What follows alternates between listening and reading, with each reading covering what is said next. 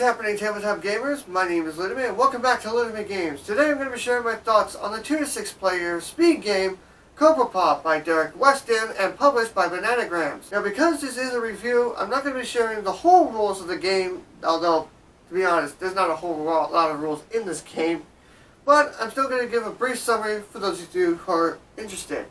Now, if you do want to know the full rules of the game, I have a video in the description that I made a couple days ago where I do go over the full rules. So in Cobra Paw, players are all ninja cats. It's at a tournament, the Cobra Paw tournament, and they're basically trying to prove themselves who is the master ninja. And they're doing this by essentially what they're going to do is they're going to be rolling dice, and each of these dice have a matching symbol on them, and the combination is going to match one of the stones that are on the table. And players are going to simultaneously be searching for that stone and are trying to be the first one to grab it. And the first person to get a certain amount of stones wins the game. So, what are my thoughts on Cobra Paw?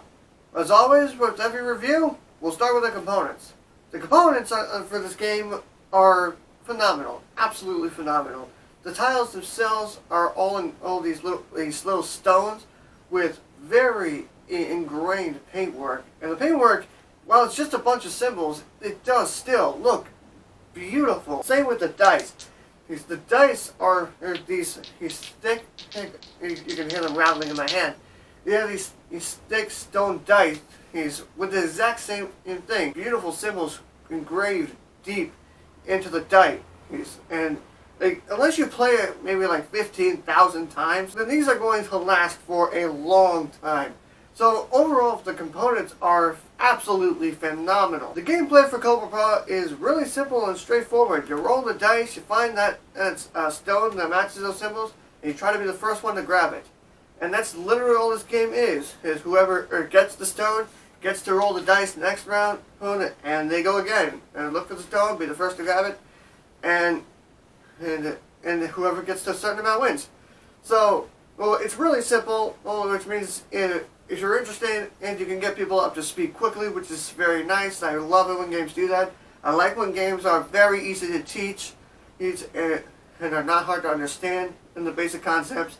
I don't mind if there's some complexity, like if you can teach like the basic stuff and then learn the complex stuff as you go along.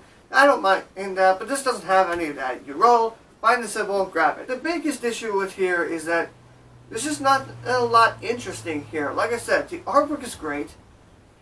I like the idea behind the speed game, even though I'm completely terrible at it. But what they do here is just not really that interesting. You're just rolling and grabbing, and then you do it again. Rolling, grabbing. The one interesting thing about that is that when you grab something, it's not safe. That's the only thing that's really gravitating towards this. The idea that, like, when you get a stone, you gotta watch you gotta watch everything, because if the stone that comes up matches one that you have, somebody else is allowed to try and steal it from you. So that's the one intriguing thing. Other than that, it's pretty generic. The other big negative about this game is that there's really no replay value at all. Well, the things you do in this game are gonna get old very quick, because like I said, it's just rolling and grabbing. That'll be fun for maybe a few minutes, but over like a span of an hour, it would get really boring. Overall, I'm not too impressed with this game. It's definitely not one that I absolutely hate. I'm willing to play this if somebody else came to me and asked me, hey, do you want to play Cobra Paw? Sure, I'll do it. But it's definitely not one I'm going to be asking to play often. Like I said, the lack of replay value really drags this game down. If you like speed games, then this one's a no-brainer. You would definitely like this because it's very simple. You can get people to speed, and there's nothing hard about it. You roll, grab. But when I want to play a game, I want there to be like meaning behind it. What you do in this game, it's just rolling and grabbing, and it really doesn't matter too much when it's here.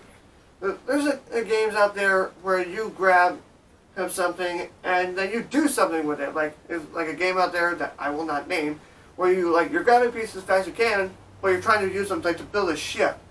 And then you're having that ship fly through space and see if it survives. There's another game out there where you're fitting a bunch of pieces together. You're to fit them in a certain way to try and build a factory. And that's what I'm talking about. I like the idea of being able to try to grab stuff as fast as you can. I want there to be something that you do with the stuff that you grab.